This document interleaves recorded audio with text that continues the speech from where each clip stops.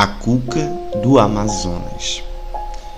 Já no século XIX, os brasileiros já acreditavam na existência de uma bruxa chamada cuca. Mas essa crença se intensificou mais ainda na década de 1920 e depois na década de 1970. Sua aparência era sempre descrita de formas diferentes. Alguns diziam que parecia um dragão, como os das pinturas. Outros que era um jacaré que andava sobre duas pernas e agia como humana. Diferente do que muitos acreditam, a imagem da cuca com a aparência de um jacaré humanoide não foi uma criação da Rede Globo, com a adaptação do Sítio do Pica-Pau Amarelo na década de 1970. O escritor Monteiro Lobato escreveu O Saci em 1921 e inclui a cuca como personagem. No livro, Lobato a caracterizou com o formato de jacaré, velha e muito maldosa. Vamos ver um trechinho de como Lobato descreve a cuca em seu livro. Abre aspas. Súbito, ao dobrarem uma curva, viram lá no canto a rainha. Estava sentada diante de uma fogueira, de modo que a claridade das chamas permitia que as folhagens lhe vissem a carantóia em toda sua horrível feiura.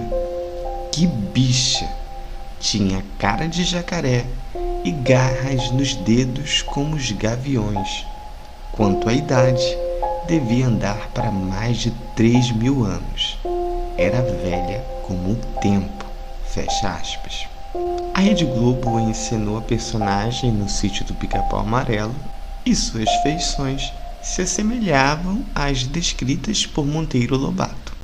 Mas agora vamos falar do lado real da coisa. No vídeo de hoje, eu vou te dar razão para acreditar que a cuca não é uma lenda. Na década de 1970, o fazendeiro e dono de um sítio no interior do Amazonas afirma até hoje ter visto a aparição dessa bruxa em suas terras, nessa época em que seus filhos eram crianças. O senhor se chama Humberto Martins. Ele faz questão de dizer seu nome porque, segundo ele, tudo é verdade. Segundo o relato dele, em uma noite de luar, como sempre acontecia nessas noites, seu terreiro estava bem iluminado. Nessa hora, todos de sua casa dormiam e os cachorros começaram a latir bastante. E mesmo depois de muito tempo, os cães não paravam. Ele então decidiu sair de sua rede e olhar pela fresta da parede, que era de tábuas com espaçamentos que eram possível olhar para fora. Diz ele que viu um jacaré andando sobre duas pernas, como se fosse gente, e ainda tinha cabelos de velha, segundo suas palavras. Ele, paralisado com a cena que via, chegou a pensar que aquela noite ele havia bebido e se esquecido. Mas não, ele estava lúcido e estava vendo aquilo com seus olhos. Depois, ele, ainda paralisado, viu a coisa ir sumindo entre as árvores de seu quintal. Pela manhã, ele ainda precisou olhar o chão onde tinha visto a coisa, como ele chamava, para ver se havia pegadas no chão, já que choveu quase todas as tardes daquele mês de agosto. E como ele já esperava, estava lá, pegadas de jacaré, mas apenas pares, o que comprovavam que o jacaré andava mesmo sobre duas pernas e ele não tinha tido uma alucinação. Sua esposa, hoje falecida, percebeu a inquietação do marido e foi lhe perguntar o que o perturbava. Ele ainda pensou em não dizer nada para não parecer maluco, mas lembrou que tinha como provar, mostrando as marcas que a coisa havia deixado no chão. Quando ele lhe revelou, sua mulher lhe olhou e disse: "Eu sempre te falei sobre o Curupira e você ria de mim, né?" Segundo ele, sua esposa acreditava em várias coisas do folclore, mas ele não imaginava que ela sabia quem era a tal coisa que ele havia visto. Era a cuca. Ela sabia porque no interiorzinho de onde ela tinha vindo, as pessoas de lá já falavam da cuca e diziam que ela existia e que morava num município chamado Nossa Senhora da Conceição, no Amazonas, próximo a Itacoatiara, nesse exato município em que essas ações estavam acontecendo. Encorajado pela mulher, ele resolveu alertar os vizinhos, até mesmo por uma questão de prevenção, já que era claro que, seja lá o que fosse, não era coisa do bem. E os moradores tinham muitas crianças que brincavam livremente pelos campos e florestas, e estes poderiam estar correndo perigo. Aliás, todos. Depois da revelação, um dos vizinhos afirmou também ter visto.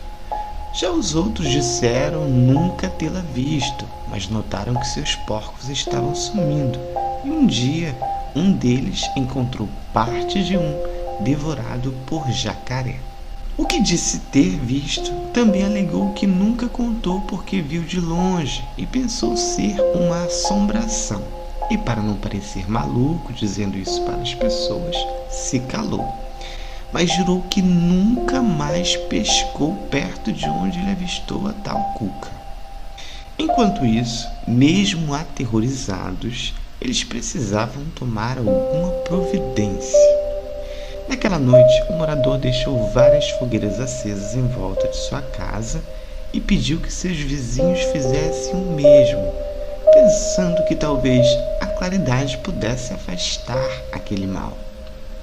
O ritual pareceu dar certo e o morador logo providenciou a chegada de um amigo fotógrafo para tentar registrar a imagem do jacaré humanoide. Dias depois do convite, ele veio e ficou hospedado lá no sítio. Ele disse logo que não garantia que o flash de sua câmera pudesse ser o suficiente para registrar algo com boa qualidade em noite escura. Mesmo assim, um amigo queria uma foto.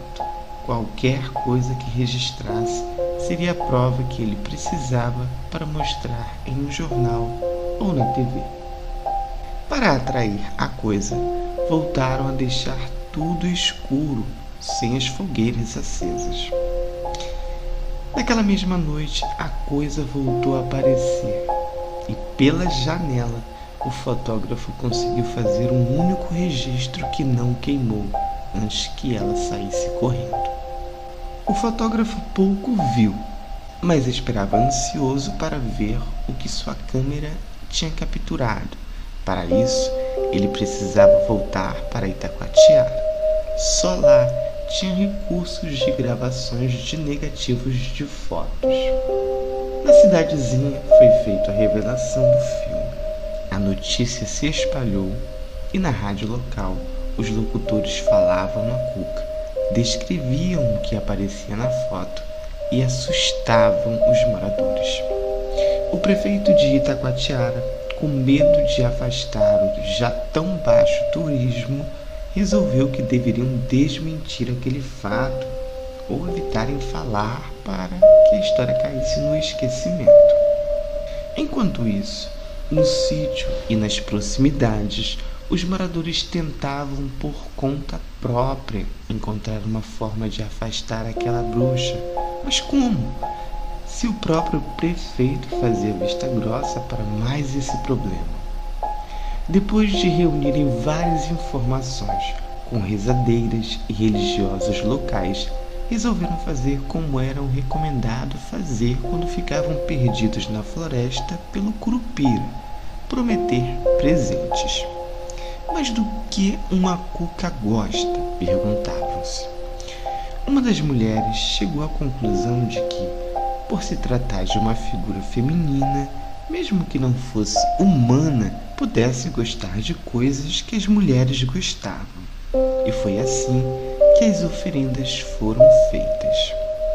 Em troca de paz, e que seus filhos não corressem o risco de serem devorados ou enfeitiçados pela cuca, as mulheres levaram várias joias, roupas, sapatos e perfumes e prometeram sempre deixar perto daquela gruta de barro presentes similares. Os homens também ofereceram seus presentes. Eram elas bebidas e fumo, e também juraram repetir aquele ritual sempre. Depois dessa criativa solução encontrada pelos moradores daquele lugar, nunca mais encontraram rastros daquela cuca. Mas ainda assim, as oferendas continuaram e os presentes nunca estavam lá quando voltavam para deixar mais presentes, o que os moradores entenderam como um selo de paz e que provavelmente ela continuava por perto, porém sem lhes oferecer perigo. Depois de 50 anos, desde que essa história aconteceu lá no Amazonas, até hoje os povos originários guardam a história da cuca com respeito, como fazem com as entidades caboclas. Não se sabe até onde essa história chegou, mas sabemos que no ano de 1977, a Rede Globo apresentou no sítio do Pica-Pau Amarelo uma cuca que lembrava bastante a descrita pelo caboclo Senhor Humberto. E você, acredita na existência da cuca? Deixa sua opinião aí nos comentários que quero muito saber. Esse foi o vídeo de hoje. Espero que vocês tenham gostado. Um beijo grande e até o próximo vídeo.